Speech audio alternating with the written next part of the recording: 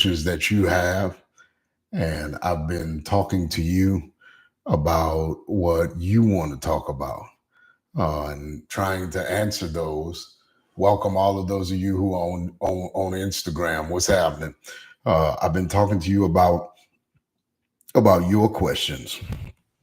Second year we've done this, man, and it seems like it just gets better and better. And so I'm super excited about what we're going to dive into this morning. If you have a question about relationships, you can text your question to 985-260-8411. Text the word ask, I'm sorry, ASK, to 985-260-8411.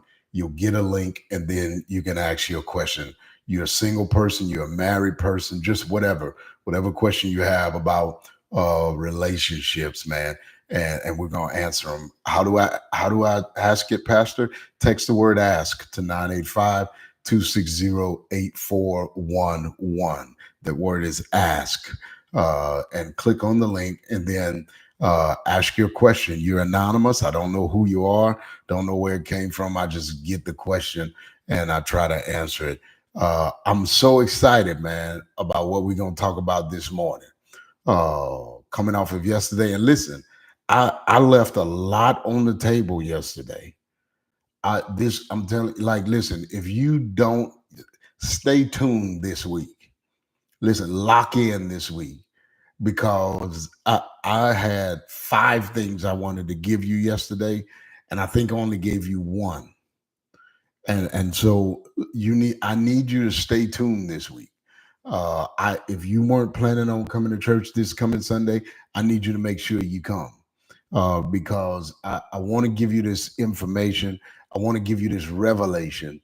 I want, because y'all listen, and I told one of the campus pastors this yesterday, like, there is such a need for direction when it comes to relationships. Oh my gosh, I was talking to my mom and Joyce about it at lunch yesterday. Like there is such a hunger and this thirst for just the truth about relationships and how to handle them and how to deal with them. And I want to give you the truth, man. And I know. I've been talking kind of tough lately.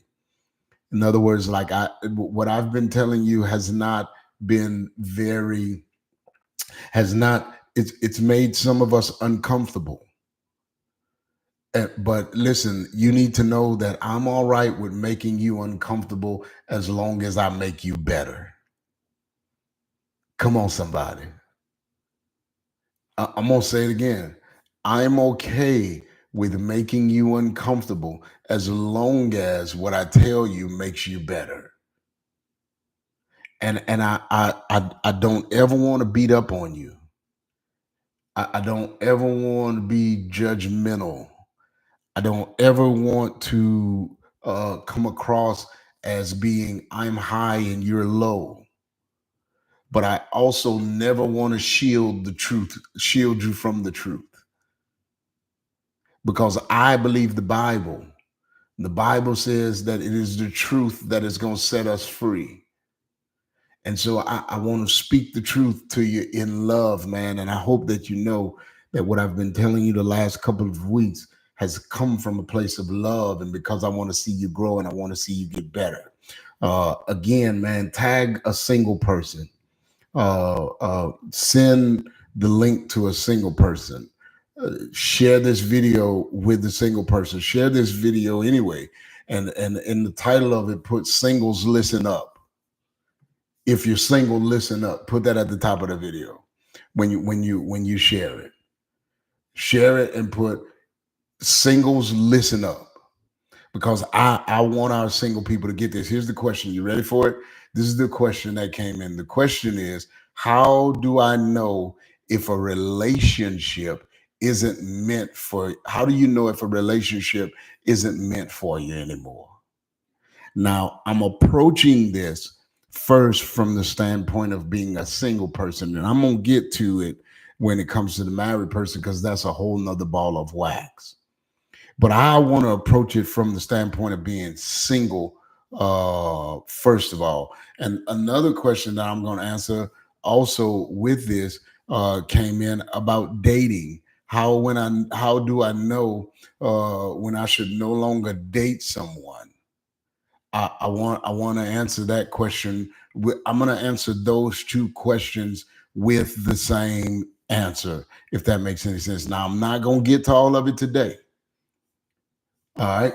But I'm gonna take the next couple of days and I'm gonna answer this question for single people. And so if you know someone who's dating, if you know someone who's single, all right, I want you to tag them. I want you to share this. If you're on Facebook, send them the link. Send your kids who are dating the link.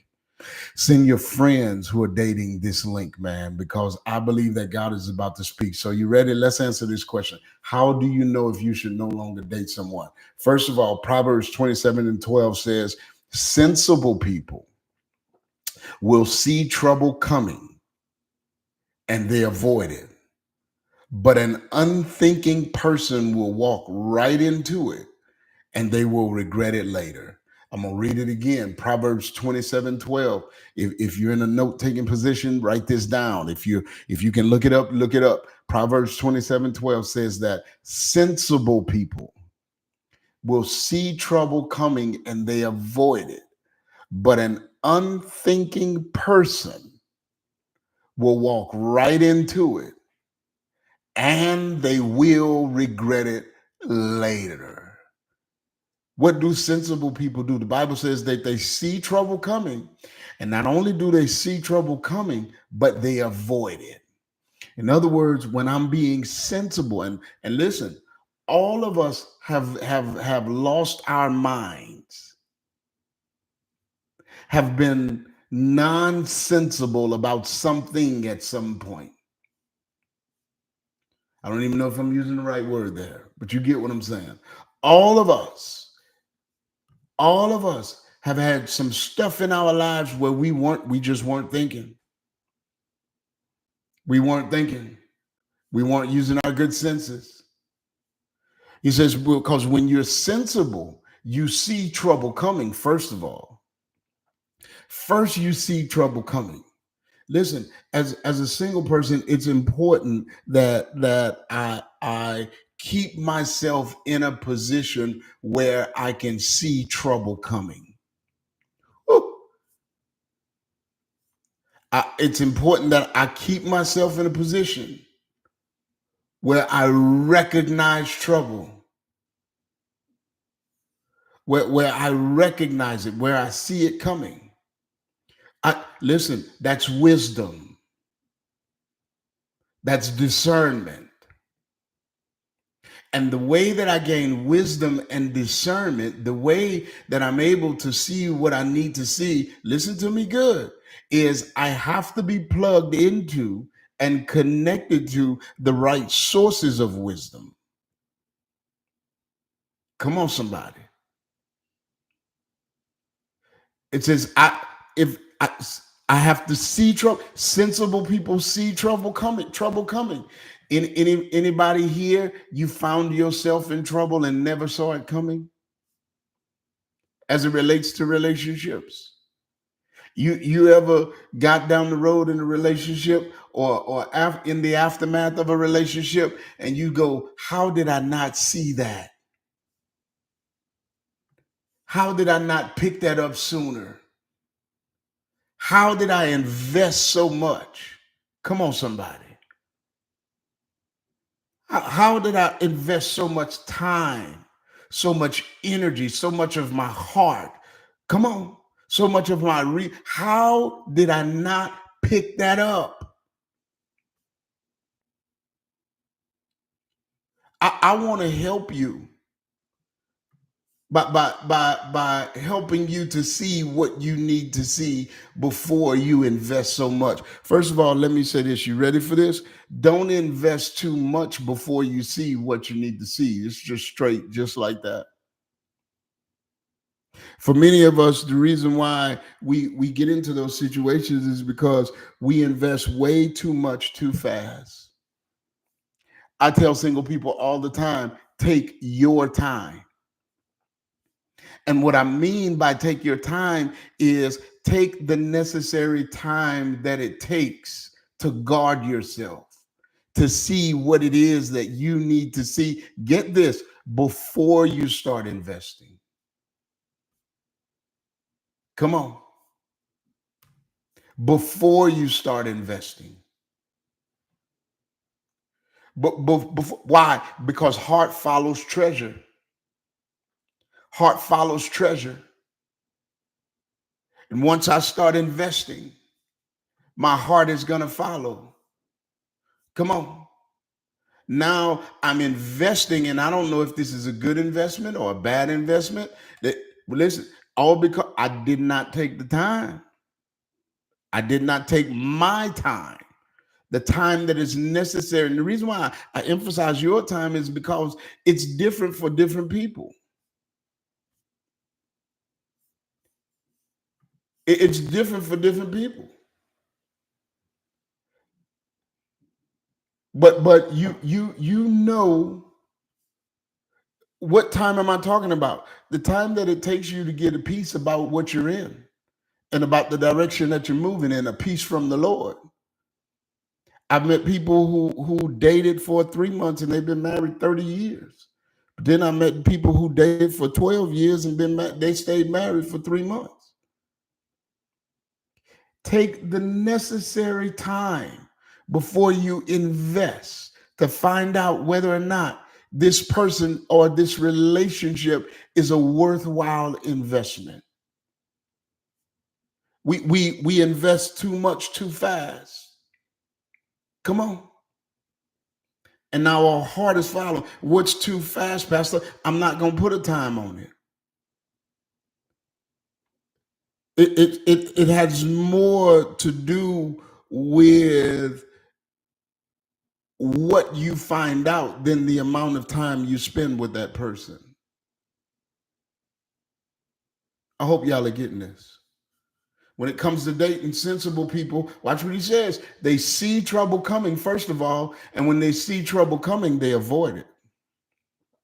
Sensible people see red flags and they refuse to ignore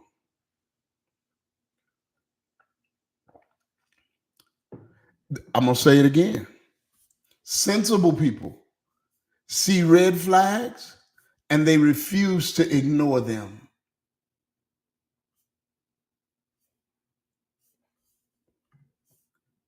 They refuse to ignore them. Unwise people see red flags and they walk right into it. He says, but an unthinking person, an unwise person will walk right into it and regret it later. Unwise people, when they're dating, they see red flags and they walk right into what they were warned about. Woo! Well, Pastor, I didn't see the red flags. We're going to get to that. We're going to get to that. But let me just say, why don't we see the red flags sometimes? Because many times we don't set the necessary boundaries. Again, investment, we invest too much. We don't set the necessary boundaries that will allow us to pick up on the red flags. I tell you all the time, when emotions run high, rationale goes out the window. And I have to learn to keep a check on my emotions and not build my life and make my decisions based on my emotions, but to allow, I got to get back in touch with my rationale. I got to allow myself enough time to get back in touch, get past the I like the way he walks and I like the way she talks and she smells. So get past all that. Allow myself time and don't invest too much before I allow myself enough time to get past all that and say, all right, beneath the surface, who is this person that I'm dealing with? I didn't see the red flags because you weren't looking for them. You got in your feelings and you allowed how you felt to dictate what you did. And so your emotions ran high and your rationale went out the window. Woo. And as opposed to taking a step back, you pressed in. Lord have mercy. I hope y'all still with me. As opposed to setting boundaries. Come on. You opened up the floodgates. Woo! Come on. And you allowed them too much access before you knew whether or not you can trust them with the access you were giving them. Come on.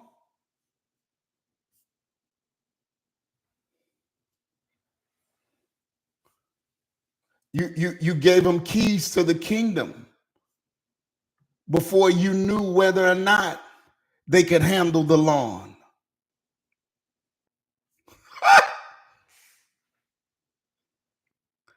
Am I helping you this morning?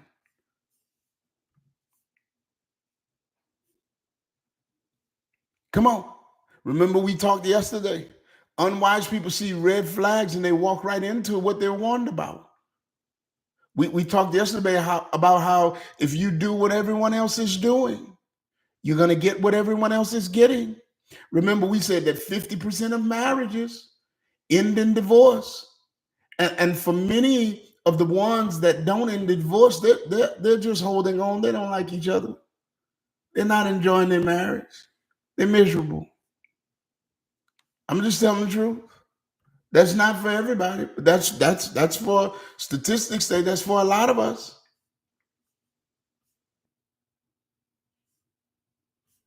We're not enjoying it. We're just in it. We're just holding on, keeping hope alive. That I don't know about you, but that's not what I want. That's not what I desire for my marriage. That's not what any of us desire for our marriage, for our relationships. And so if you want something different, if you want the outcome to be different, then the inputs have to be different. Well, that's normal nowadays. 50% miserable.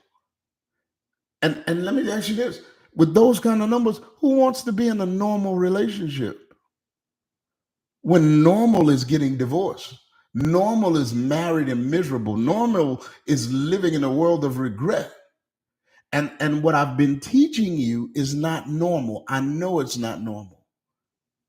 But the reason why it's not normal is because, again, if you do what everyone else is doing, you're going to get what everyone else is getting. That's for those of us who say it's what you're saying is so old fashioned. Okay, yeah, it's old fashioned. But what's wrong with old fashioned when what's new fashioned isn't working? Woo.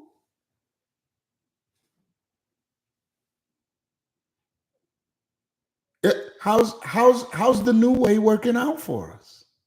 That's what we have to ask ourselves.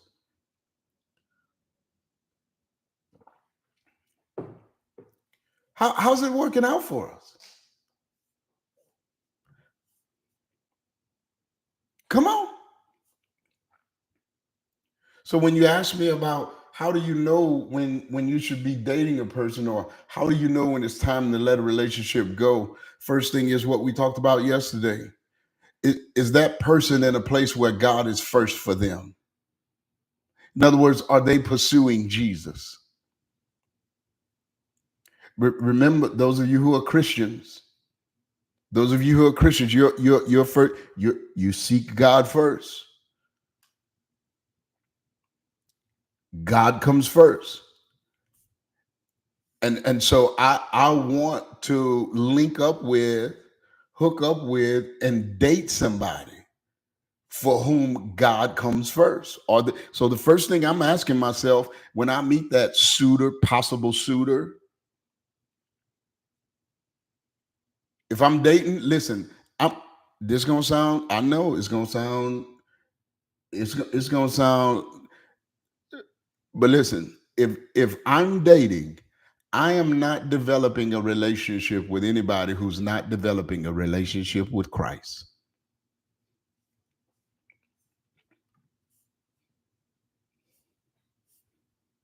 I'm gonna say it again.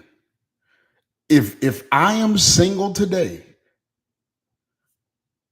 I am not developing a relationship with anybody romantically who is not developing a spiritual relationship with Jesus. And notice I did not say with God.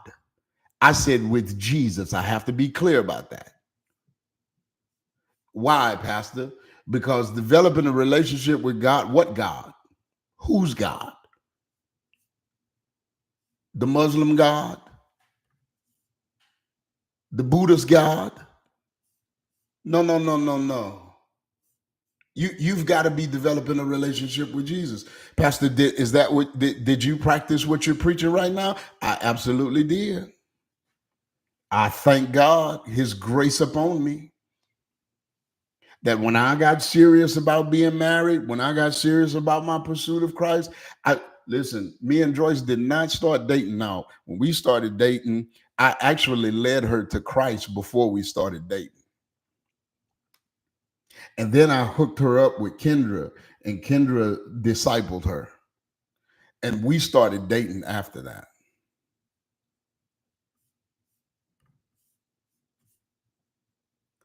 Listen, man. This I don't know about this, Pastor. Uh, I'm just telling you. You asked the question. I'm just telling you. If I'm a Christian who's dating, I'm not trying to develop a romantic relationship with anybody who's not trying to develop a spiritual relationship with Jesus. And I don't mean that that person is perfect, but what I do mean is that they're trying to know him. They're trying to become like him. I'm not talking, I'm not saying that they super spiritual and all of that kind of no, no, no, no, no. I don't need to see your perfection, but I do need to see your pursuit. Woo! Lord have mercy. You don't have to be all the way there wherever all the way there is. But I need to see your pursuit of the Lord. And listen, let pay attention because I need to clarify this because we get confused about this. We get confused about this. Don't show me how big the Bible is that you're toting. I want to see how big your heart is for Jesus. Woo! Come on, somebody. I'm not talking about hearing you talk about it. Come on. I'm not talking about someone who grew up Christian. I'm not talking about someone whose whole family is Christian. I'm talking about this person is a committed follower of Jesus, not a religious person, not a person who talks the talk. Come on, somebody. Listen, not a person who knows. I don't need to know that you know from Genesis to Revelation. I need to see how much of it you live in. Woo! If you only know one of the 10 commandments, but you're pursuing that one with everything you've got in you, and you refuse to let anything distract you, come on, somebody, and you're trying to learn the other 9, I can work with that. But if you know every commandment that there is in the Bible, and I can't see it being displayed in your life, man, miss me with that. Let me cook. Too many of us fall for a show of spirituality. We fall for a show of religion. We fall for a show of relationship. Listen, and it and what once the show is over, we find out what we really got. Come on. Come on, somebody. I need to see more than your hands raised at church on Sunday morning. I need to see your heart humbled before the Lord on Monday. What? Lord have mercy, Jesus. I hope I'm helping somebody this morning.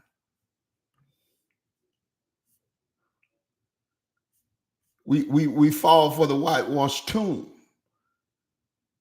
My first question is, are they a committed follower of Jesus? They don't just go to church, they are the church. They're not just participating in this thing, they're living it out in everyday life. When you talk to them, you hear Jesus. You hear about their faith. You hear about their relationship with God. You hear about their involvement in church. And I mean, you hear about it without asking them. You may not hear 10,000 scriptures, but you do hear how they living out the scripture they know in their life. Woo. And if you listen to me good. Listen to me good. If you don't hear about how they're living it when you're talking to them, then chances are it's not a priority for them. I don't need to know how much of it you know. I need to see how much of it you're living.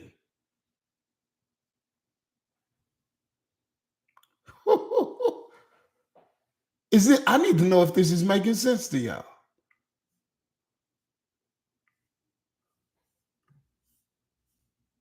If they're living it, they're gonna think about it, think about it, think about it, think about it, think about it. You got to pay more attention to what people saying. You got to pay more attention to what people saying. Are they quoting the Bible? Are they telling, or are they telling stories about how they're living it? I don't need anybody who quotes scripture.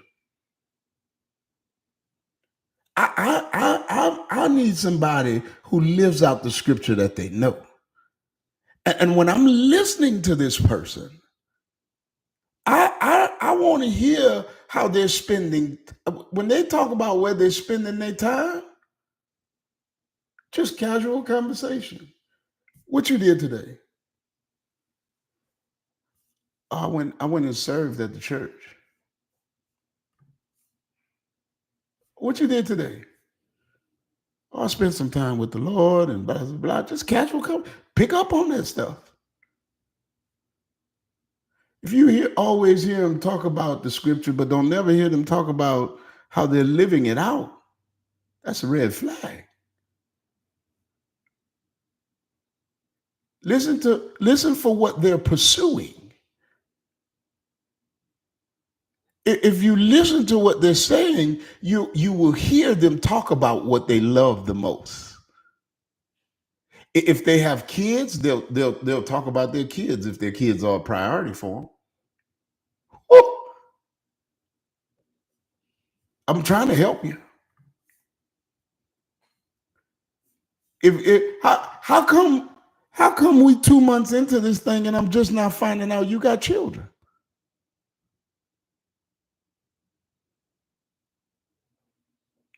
Lord have mercy. If you've got young children and I hadn't heard anything about them, what that says to me is that they're probably not a priority for you. Woo! You asked the question. If they have a job, if it's a priority, if their career is a priority, they're going to talk about it. If they love it, if it's a priority for them, if they value it, they're going to talk about it. See, let me tell you something too. When you've been dating them for a while and you run into their family and friends and they don't know about you, red flag. Woo!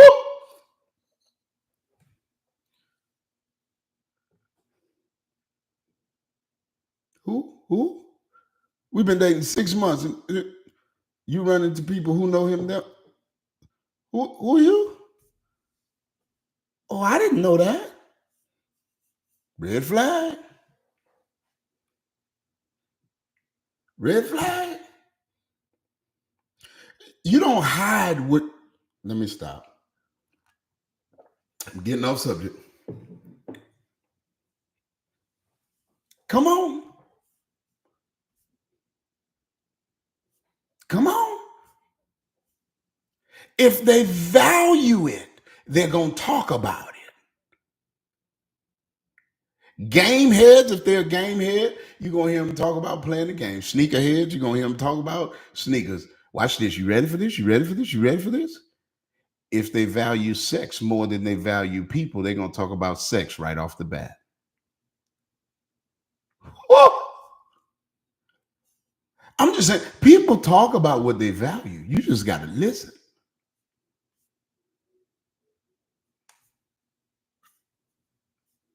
Come on.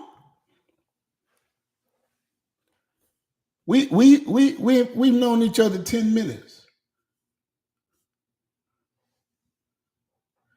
And you already talking about what's under my clothes. You don't know what's in my heart. You don't know what's in my mind. Lord have mercy, Jesus. You're not even interested in me enough to care about what kind of sexual baggage I'm toting, what kind of emotional and spiritual trauma I'm dealing with as a result of who I've given my body to. Oh, am I helping anybody this morning? You don't know what kind of brokenness I'm dealing with. Come on. And you're already trying to get at such a personal area in my life. That tells me you value already off the top. You value what you can get from me more than you value what you can get for me or with me.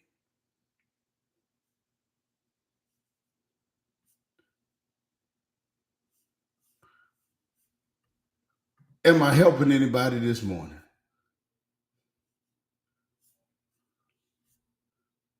Come on. They talk about their ex a lot. You know what time it is. You meet them and all they talking about my ex this and my ex that, my ex this, my ex that, my ex this, my ex that, my ex this, my ex. Shut up. They shouldn't be your ex. You miss them that bad. Either that or you got some healing to do. God's got to heal your heart.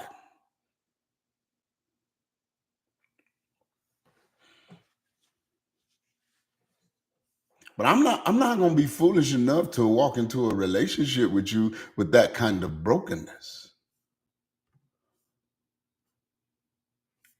Because I can't fix that. Only God can. Come on, somebody. Never forget, I went on a date, man. This long time ago. Long time ago. Don't get it twisted. I've been married 21 years. Been with my girl for 23 years. Don't y'all start no stuff. Don't y'all break up happy homes. Long time ago. Long time ago. Went on a date with a girl. This is before Joyce. The whole time she talked about her ex.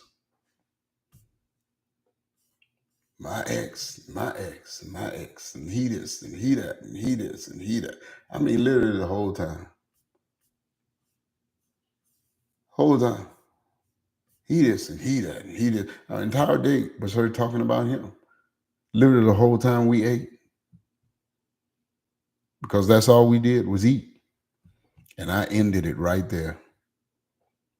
No movie, no laser tag, no dessert. We not going to the fair. We not finna go walk on the beach. We not about to do anything. I'm gonna pay for this meal, and I'm gonna consider it my contribution to your emotional healing. And I'm out.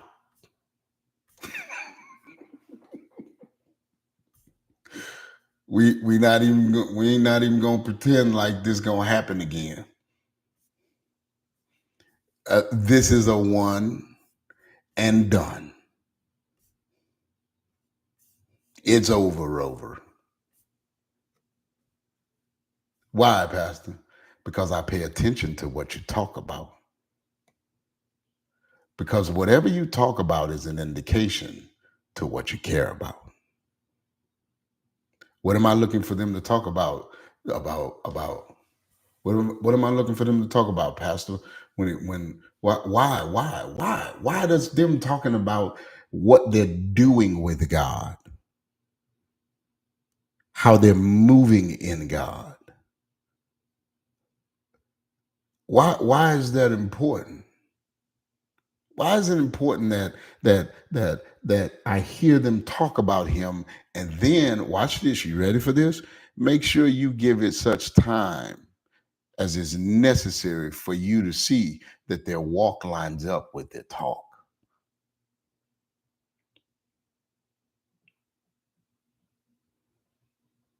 Are they really spending the time that they say they're spending pursuing him? Why is this so important? Why have you beat this like this, Pastor? Because 2 Corinthians 6:14 says, do not be yoked together. What he was saying was, don't be united. Don't be relationally, romantically connected with unbelievers. Why did he tell us that? Because what he was saying was, if God doesn't have their heart, don't you dare give them yours. Woo. I know I said it yesterday, but I can't say it enough. I'm going to say it till y'all listen to me. If God does not have their heart, don't you dare give them yours. Why, Pastor? Because whether or not God has their heart is going to determine how much of their heart you can have. Woo. I'm going to say it again. Whether or not God has their heart is going to determine how much of their heart you can have. And it's going to determine how they handle yours.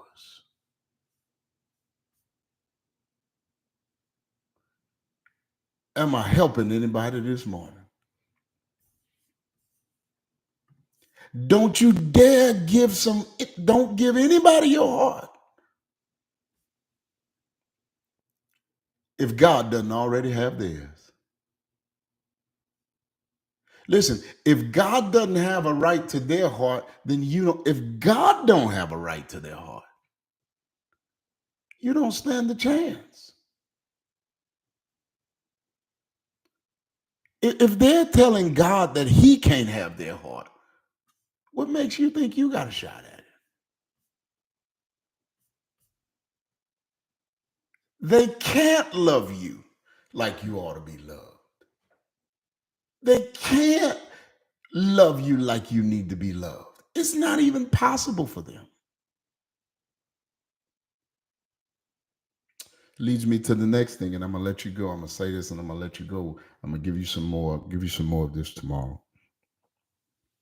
That's why it's important. Number two, when is it time for me to shut a relationship down? How do I know if I should stop dating someone?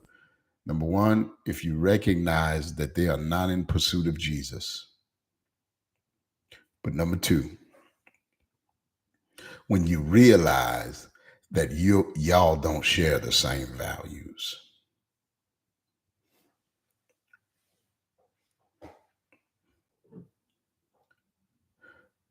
Number one, when you see that they are not in reckless pursuit of Jesus Christ. I ain't talking about how much Bible they know. I'm talking about how much they live. And number two, when you recognize that y'all don't share the same values. Listen, don't try to build a marriage with someone who doesn't believe what you believe. Don't try to build marriage with someone who doesn't value what you value. And that's as it relates to your values spiritually and in all of the other important areas. Check out their family values. Check out their financial values. Spiritually, it, why does it matter, Pastor? I can't get this over to you enough. It matters spiritually because you can't build a godly house on a wicked foundation.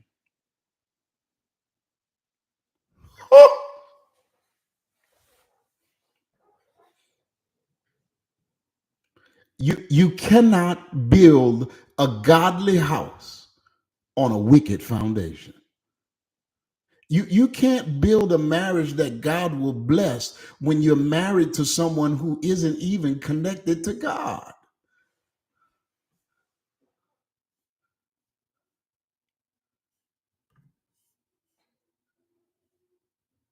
Am I helping anybody this morning?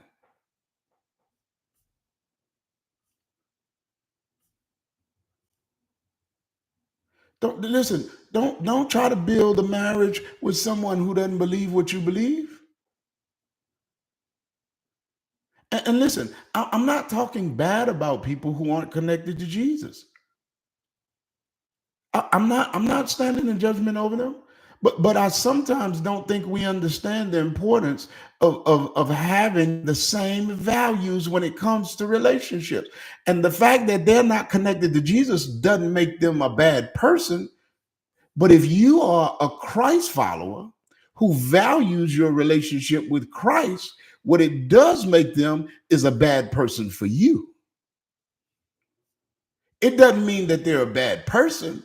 It just means that they're bad for you. Ooh.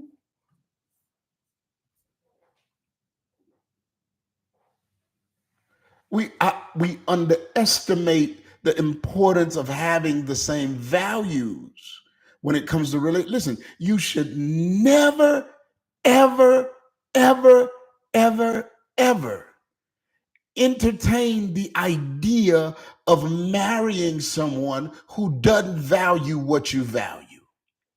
Never. Why, Pastor? Because your values are foundational. Your values are what you're going to build your life with this person on. They're what's going to sustain you through the tough times.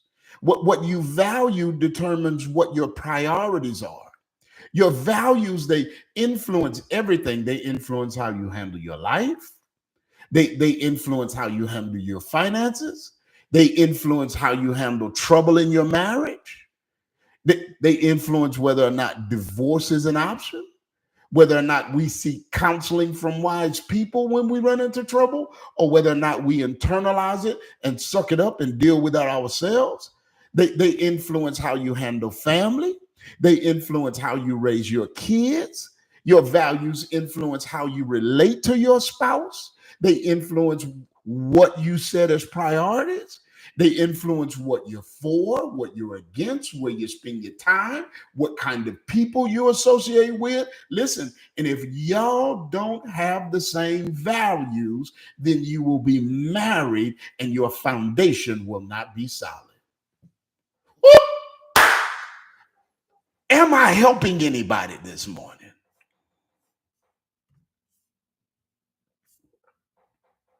I hope I am.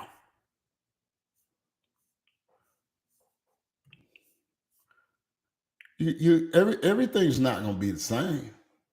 How do I determine what I can deal with and what I cannot deal with, Pastor? Check the values. There are going to be some things that you don't like about that person. I'm telling you right now. How do I determine whether or not it's a big deal? Whether or not it leads to a deletion?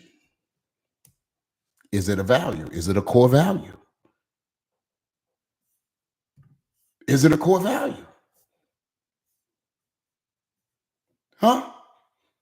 If we don't have the same values, the foundation is faulty. And now the house that we're building is going to have all kinds of issues. We're not moving in the same direction as far as what we want to accomplish as a couple. We can't get on the same page where parenting is concerned. We're not going anywhere financially. And so now, listen, now, not because they're a bad person, but because we have different values, I now demonize what I once idolized. Woo! I'm demonizing them. When the truth is that they're not a bad person, they're just not the right person for me. But the problem is, I didn't pay attention to this while I was dating. And so now I'm in this covenant that I've made with God, and I have these children that we created together, and our lives are now more intertangled than they are intertwined. Ooh. And they're supposed to be intertwined, but I'm feeling like they're intertangled. And it's all because I married a person who did not share the same values that I have. Prophet, that's why the prophet in Amos 3:3 said, can two walk together unless they agree? I'm gonna pick back up there tomorrow. Pastor, I got questions. This has led to more questions. How do I ask them? You text the word ask to 985-260-8411 and ask away.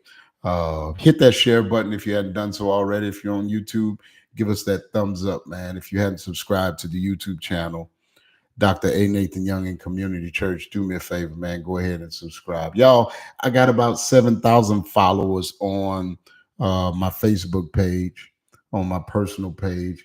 I'd love to get that up to 8,000. And so if you hadn't followed me on Facebook, I'd appreciate if you go to Dr. A. Nathan Young, hit that follow button. You say, Pastor, I want to sow into your life. I want to sow into this ministry. I want to sow into what God is doing. How do I do it? You go to communitych.com/give. You go to other and you put Jumpstart if you want to sow into Jumpstart, and you go to the love offering if you want to sow into my life personally. I appreciate everything. I was thanking God this morning for the fact that people actually want to hear what he has to say through me. And so thank y'all for lending me your ear and giving me your time, and for trusting me in that area. I love each and every one of you, and I thank God for you. If you hadn't done so already, hit that share button, man. Give us that thumbs up on YouTube. I got some more to tell you. Tell the single people about it, man. As you're hitting share, as you're sending that link, tell them we're going to be right back here dealing with this tomorrow morning, 7 a.m. if it's the Lord's will, on Jumpstart Live. God bless.